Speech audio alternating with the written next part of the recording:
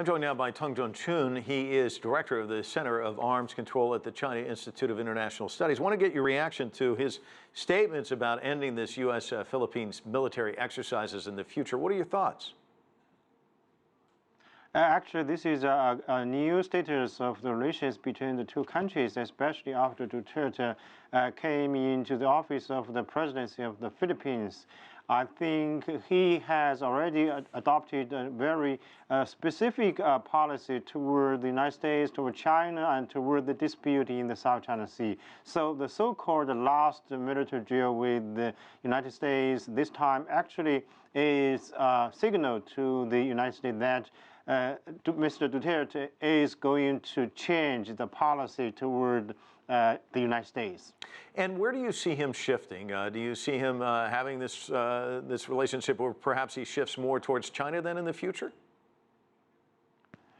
Maybe I think for most of the ASEAN countries, I think the best choice today is to have a balanced relation between China and the ASEAN countries, and between the United States and ASEAN countries, especially in terms of economic cooperation and also security cooperation. This is the best choice for all the ASEAN countries. But during Aquino third period of time, actually the Philippines adopted a very strange policy, only is pro to the United States, and of course the relationship between China and the Philippines suffered a lot.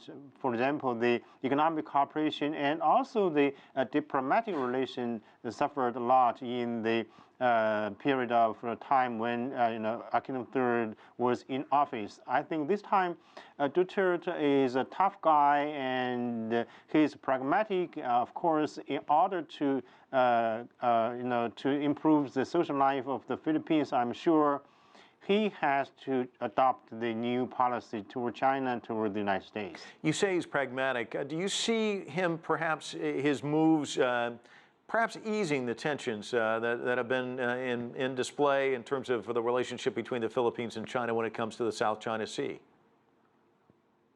Of course, I think, in my opinion, I think the dispute in the South China Sea between the Philippines and China actually has been a small potato. We have a lot of things to do in terms of the good relations between the two sides. For example, the economic cooperation. Actually, just after Aquino III came into the office, I mean in 2011.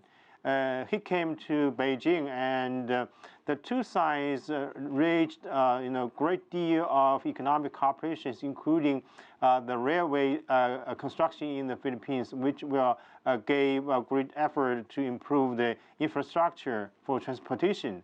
But after the standoff over Scarborough or Huangyan Island in April 2012, so the situation was completely changed. So I think after Duterte came into the office, the relations between China and the Philippines actually has been moved on the good, and stable condition. This is actually a promising signal to the two countries. And of course, China not today is not only look at the words, but also would prefer to have some pragmatic or measures taken by the new president of the Philippines. All right, Mr. Teng, thanks so much for your observations.